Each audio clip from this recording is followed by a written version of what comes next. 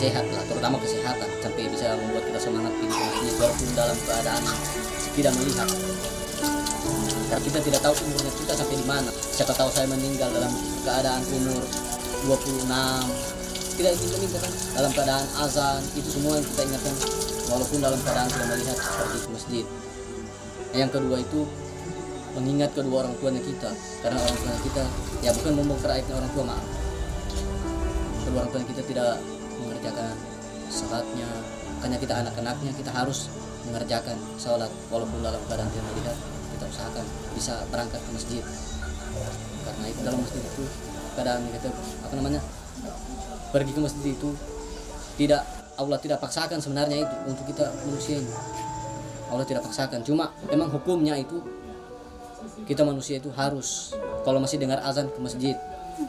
Nah yang ketiga itu insya Allah membuka pintu hatinya orang-orang, masyarakat melihat kita dalam keadaan seperti ini. Bagaimana caranya bisa kita mengikuti dalam keadaan orang yang melihat bisa ke masjid? Orang lumpuh saja tidak bisa berjalan, keinginannya masih ada saja keinginannya ke masjid.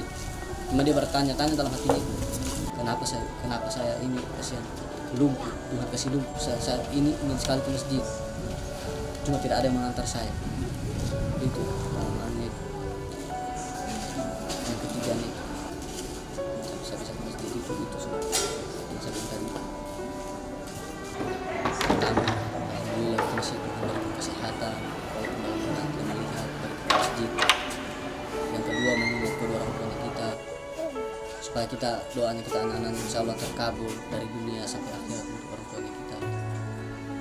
Karena orang tua kita tidak, jangan sekali orang tua kita tidak mengerjakan sholat, kita ikut juga ya, insya Allah doa-doanya kita nanya itu terkabul untuk orang tua kita terutama. Bukan doanya kita barangkali bangga ke masjid itu orang puji-puji, ganteng dia jadi muazin, dia jadi muazin setia dia di masjid. Nah, bukan kita bangga, itu cuma untuk orang tua saja, kedua orang tua itu terutama. Yang ketiga itu insya Allah itu dapat membuka pintu hati orang-orang yang bagi orang Islam, insya Allah. Amin.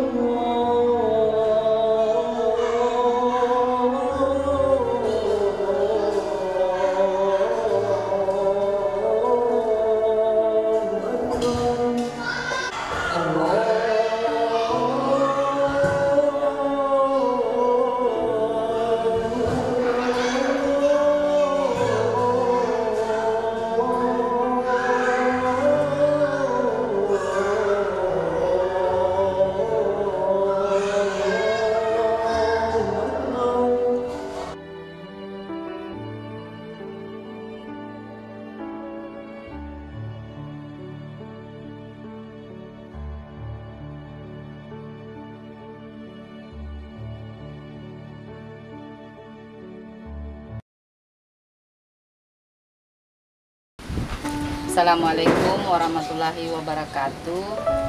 Saya kakak dari saudara Anjas. Kami 8 bersaudara, saya anak tertua dan Anjas anak ketiga.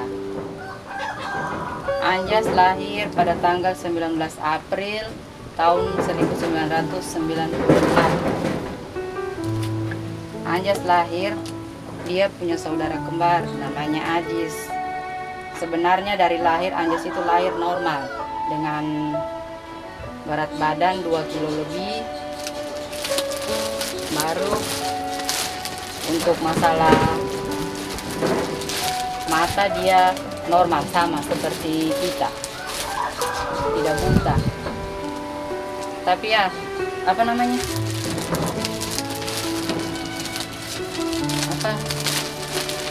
Karena saya masih kecil juga, tidak tahu apa-apa bagaimana. Pada saat umur 1 tahun lebih, tidak tahu umur 1 tahun berapa, matanya buta.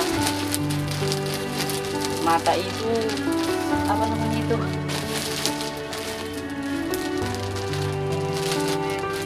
Seperti ciri-ciri mata yang kena katarak, tapi diperiksa di dokter itu bukan katarak. Karena sering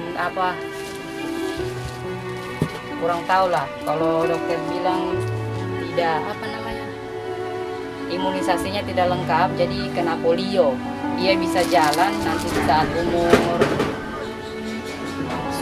sudah lahir adiknya yang keempat dengan yang kelima, baru Anjas itu bisa jalan. Lambat sekali perkembangannya, itu lambat. Matanya itu muncul seperti bisu,